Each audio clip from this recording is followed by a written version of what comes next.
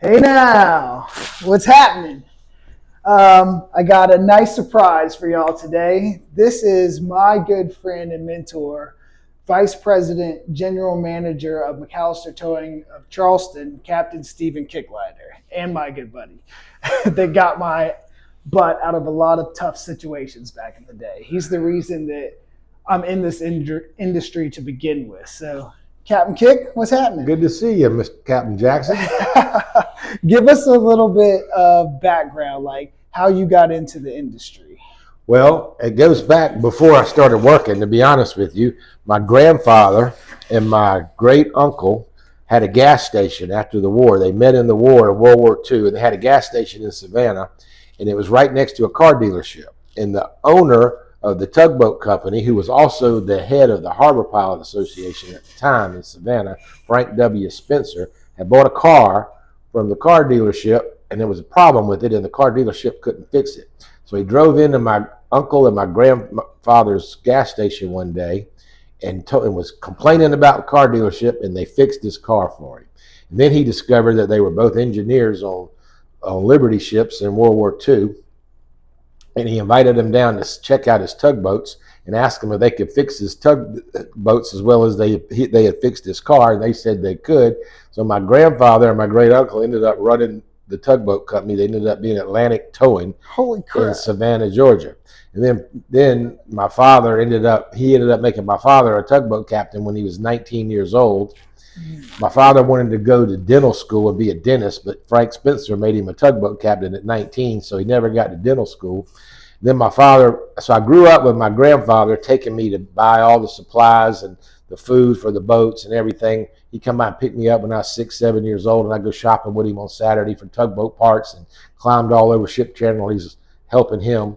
So then all I ever wanted to do was be a tugboat captain. And my father wanted me to go to college. I got accepted to Georgia Tech when I graduated from high school.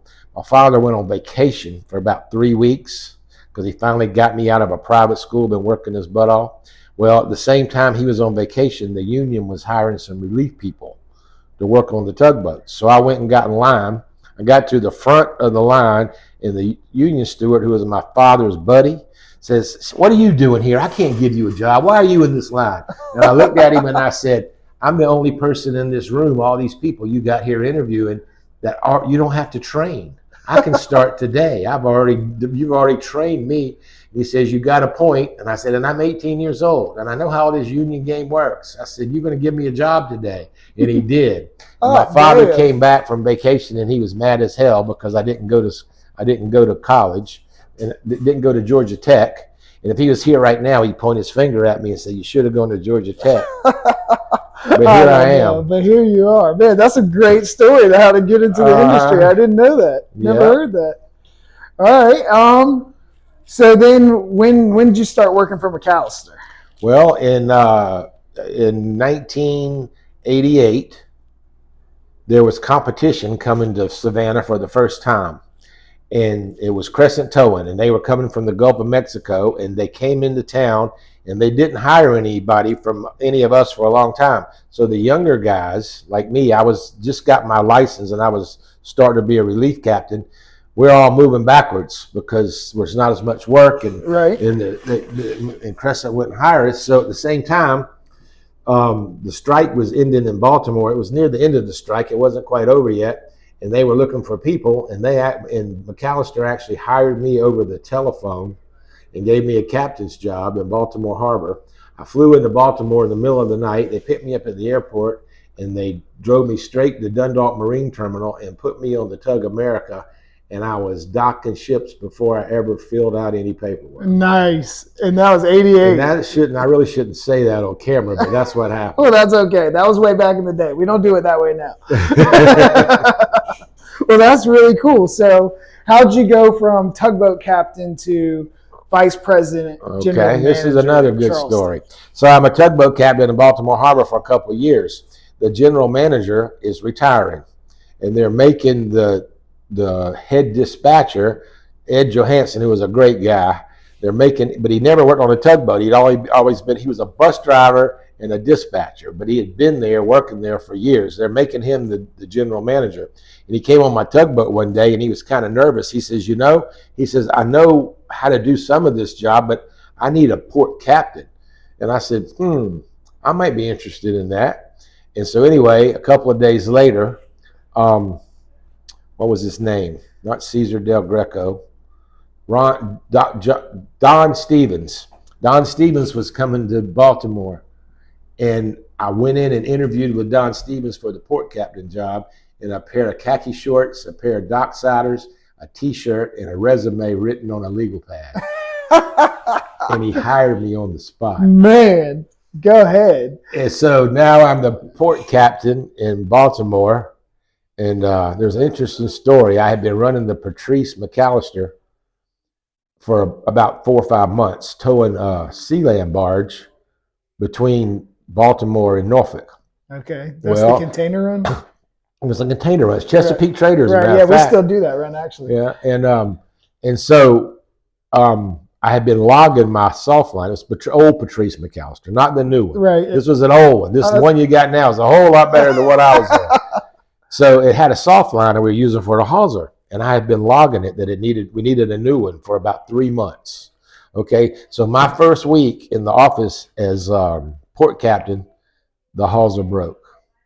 I had already ordered the line. I did that the second day on the job. I ordered the Patrice. It hadn't come in yet. So Cesar Del Greco was the vice president of operations, and this was his baby. This was his sea land, was his account. He calls me up and he's screaming and yelling and cussing me out. And I'm going, Cap, you need to calm down a minute. I said, I'm going to let you look at some logbooks where I've been logging this for 3 months and nobody ever did anything about it. On the second day of the job, I ordered the line. I can show you that too. I said, it's not here yet, but I promise you that line's been ordered. And I said, it's not my fault. You were screaming at the wrong guy. And his secretary told me about 5 years later that was the only time he ever screamed at you, but most people don't have that privilege. Oh, yeah. And you already were in the right by ordering the line. Right. That's nice. All right, so now I'm a port captain in Baltimore. Now you know how I got to Charleston. Yes, sir. Cesar Del Greco calls me one day, a few years later, and he says, hey, boy. I said, yes, sir. He said, we've been up here talking about maybe you might be a good candidate to go down and help out this new general manager, Joe McAllister, in Charleston. And I said, well, y'all need to quit talking and let me start packing. And about 2 weeks later, I was looking for an apartment in Charleston. And so I ended up being Joe McAllister's port captain in Charleston in 1992. 92, okay. And I came to work for you in 2004 is when I got the job here. I think that was right about the time that Joe was transitioning into retirement. Right. So, and you were there. I remember Joe. And then I didn't really know him that well, but I remember him. And so you've been here since 92. Since 92. At some point in about the time you're talking about 2004, 2006, somewhere in that time period, Joe retired. Right. But Joe still works. He's still working 2 days a week. All right, that's cool. Do you have one outstanding career, by the way? That's just coming up like that. Like, honestly, it's long. Some of these younger guys that watch this, like, they want to know the specifics of how you did it and what it takes to do what you do. Not everybody.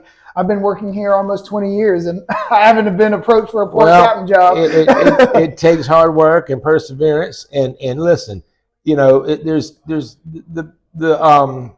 two sides of the fence. You got the boat job, you got the office job. I've done them both. There's not a lot of difference in what it takes to be successful. You have to have work ethic. You have to be willing to you have to go the extra mile every now and then. Right. You know, you have to be willing to sacrifice a little bit. This business, you ain't gonna make it unless you sacrifice. That's for sure. And just like on the boats, you got the guy, you're out there doing, you know, the schedules that you have to work on the boats, and you miss a lot of stuff. You miss Christmas dinner. You do. You miss you miss your son's baseball games. You miss your daughter's dance recital. It's not easy. Yeah, but it's worth it. But you know, it's the other side of the coin is you're working 2 week, two off schedule. You get some time off too. That's different than the regular 9 to 5. Right. 9 to 5, 5 days a week. You know, it gets old and boring. Right. You know, when little time off every now and then. 'Cause I see you. I watch your social media. Right. And when you're off, you do some interesting stuff. You have a good time. I do, man. And it's only because I have those 2 weeks off. That's the captain's motto. Right. Work hard, play hard. Touche.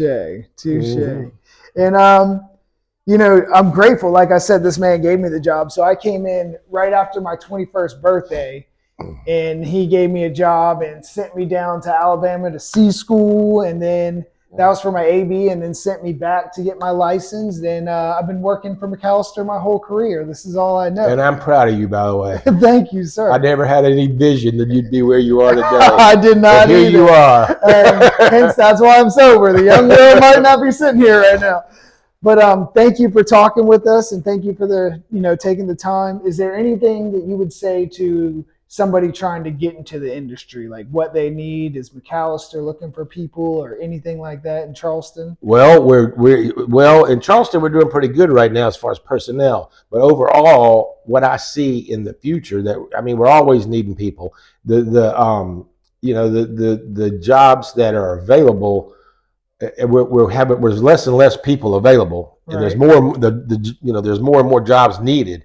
But I think the main thing that we're going to be missing in the future is qualified engineers. Okay, so everybody wants to be the captain, right? Not everybody can do that. Right. Not saying that I'm the best. I'm just saying it takes a toll. Right. So I mean, when you go to the maritime academies, you're coming out and there's a lot of opportunities. You can use that education for a lot of things other than just being a tugboat captain or a ship captain or a mate. But the engineering thing, it limits you a little bit more. But I think that the need for engineers is going to be even bigger in the future. Right. It's big now. The licensed engineers, something to be on the lookout for. Thank you so much again for taking time with me and doing this. I know you didn't. You're welcome. I enjoyed it, Will. Good to see you, Love sir. you, man. Thank you. All right.